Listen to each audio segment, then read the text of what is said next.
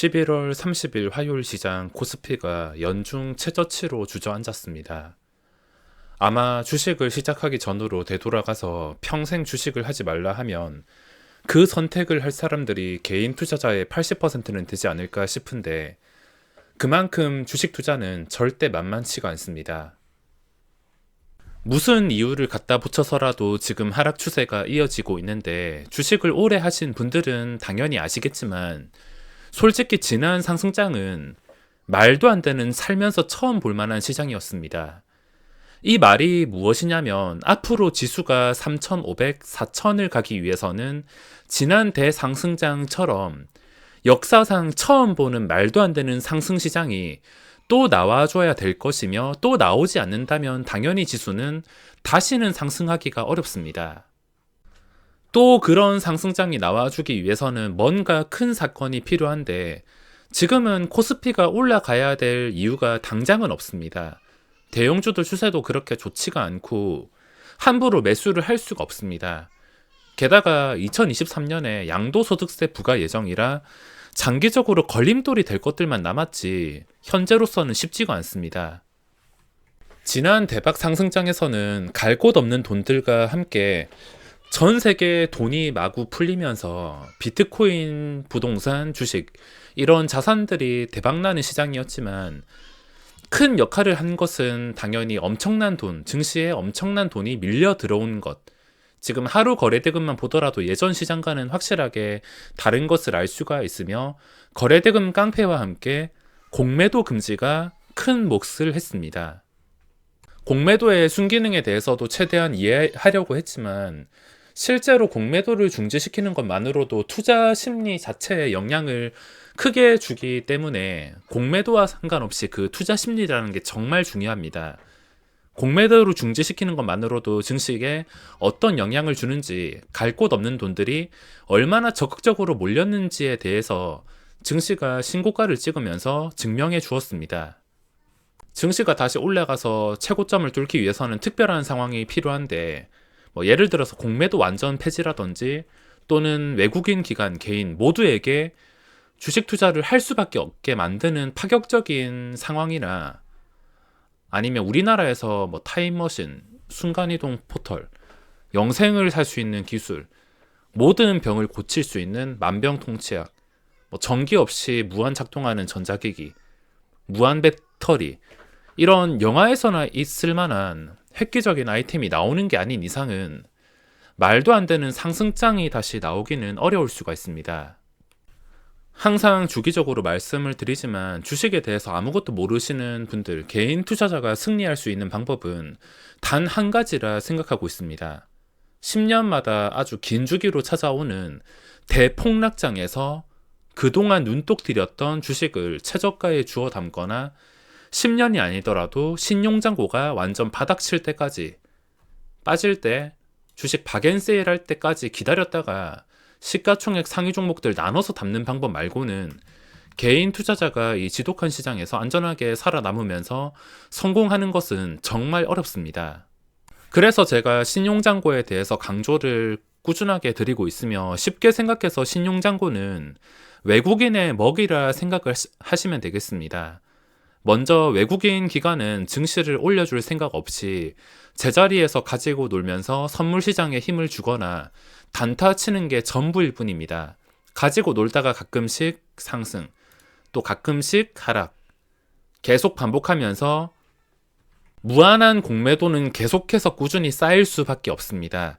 그 뒤로 전부 돈 있는 외국인들 마음대로 움직이는 것이지 결국에 마음대로 외국인의 목표는 최대한 높은 자리에서 공매도를 누적시킨 다음에 신용잔고를 폭파시켜서 또다시 싸게 주워 담는 방법일 것입니다. 역지사지로 한번 생각을 해보시면 되는데 만약에 내가 한국 증시를 주무를 수 있는 자본이 있는 외국인이라면 당연히 그렇게 할 것 같습니다. 만약에 제가 그런 외국인이라면 장기적으로 봤을 때 최대한 공매도를 누적시키면서 단타로 빼먹은 다음에 언젠간 한 방에 폭락해서 신용잔고를 전부 다 털어내고 또다시 저점에 받아서 또 똑같이 반복, 올린 다음에 또 똑같이 반복. 제가 외국인이라 하더라도 당연히 이렇게 할 것 같습니다. 신용장고는 누적되는 공매도에 먹잇감이 될 수밖에 없습니다. 역사는 계속 반복되고 개인 투자자가 노릴 수 있는 그런 완벽한 자리는 몇 년에 한 번 올까 말까 하는 신용장고가 바닥인 자리를 잡는 것이며, 저도 그런 상황이 온다면 모조리 몰빵할 계획을 가지고 있습니다. 공포에서 매수하는 게 당장 볼 때 쉽지는 않겠지만, 신용장고가 18조 원 밑으로만 빠져도 그때부터 좀 적극적으로 관심을 가질 것 같습니다. 저 또한 이번 하락으로 인해서 마지막 주에 크게 손절하면서 11월을 마무리했는데, 배당주에서만 한 방에 1,000만 원이 날아가 버렸습니다. 맥쿼리 인프라를 12,000원에 놓친 게 한이 돼서 무슨 부귀영화를 누리겠다고 배당주에 들어가서 완전히 털려버렸는데, 배당주가 하락장과 함께 반응을 해버리니까 제 기준으로 매력이 떨어져서 그냥 마음 편한 게 최고다 생각하고 눈물에 손절을 했습니다. 제 기준은 아무리 폭락장이 온다 하더라도 맥쿼리 인프라 같은 안정성을 보여주기를 바랬는데, 리츠는 실제로 그러지 않았습니다. 제가 보고 있는 여러 가지 리츠가 있는데, 리츠가 하루 만에 3% 가까이 떨어지는 것도 있고, 하락장에서 이런 식으로 반응한다면 배당주의 매력은 진짜 최저점 한 5,000원 근처에서 잡는 게 아닌 이상은 매력이 없다 판단을 했습니다. 저도 마음만 먹으면 끝까지 갈 수야 있겠지만, 그 끝까지 가는 과정에서 분명히 중간중간 폭락장도 있을 것이고 쉽지는 않을 거라 손실이 발생하면 그걸 버티지 못합니다. 아마 저 같은 성격을 가진 분들은 장기 투자를 절대 못 하실 겁니다. 소액 가지고는 장기 투자를 당연히 없는 돈 치고 할 수 있겠지만, 금액이 커지면 커질수록 그게 내 의지대로 되지 않습니다. 제가 유일하게 우리나라 시장에서 제 기준으로 장기 투자로 성공한 게 6개월 정도 삼성 바이오로직스인데, 이것도 신규주에 속하는 종목이고 그렇게 싸게 초기에 들어가서 장기 투자한 것도 아닌데 그 뒤에 들어가서 성공을 했습니다. 그 뒤에도 크래프톤 시도하다가 변동성 이기지 못하고 실패. 그리고 최근에 배당주 들어갔다가 실패.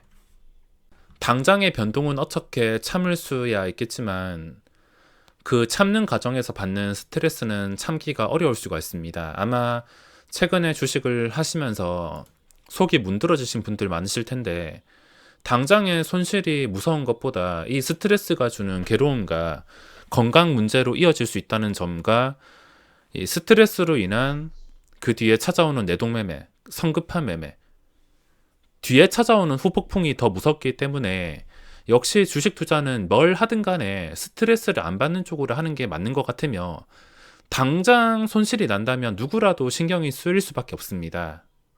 주식 투자로 성공했다는 사람들을 보면 그 과정이 절대 쉽지는 않았을 것입니다.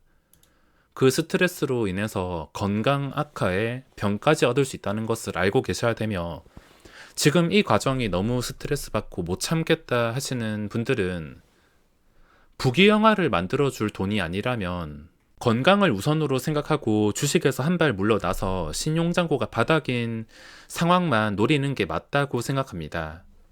그리고 단타 같은 건 안 맞는 분들은 억지로 하면 절대 안 됩니다.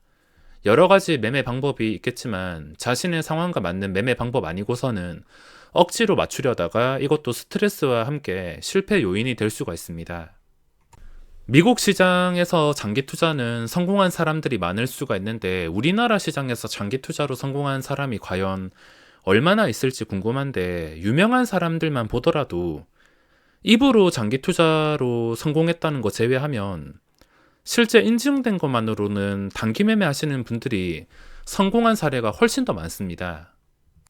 아마 워렌 버핏도 한국 시장에서 장기 투자했으면 힘들지 않았을까 생각합니다.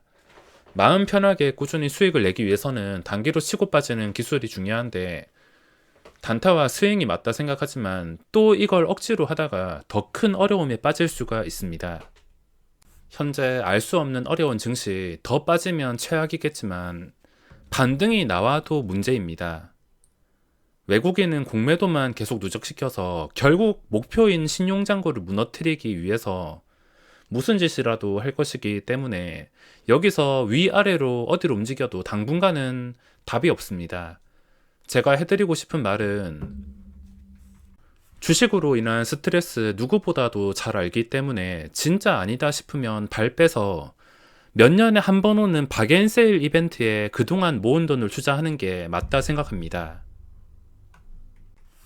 아니다 싶으면 휴식을 취하거나 발 빼는 게 맞으며 12월 시장 또 언제 기회가 올지 모르겠지만 이번 주는 아무것도 안 한다 생각하고 구경만 해야겠습니다. 다들 힘내시기 바라며 이번 영상은 여기서 마무리하겠습니다.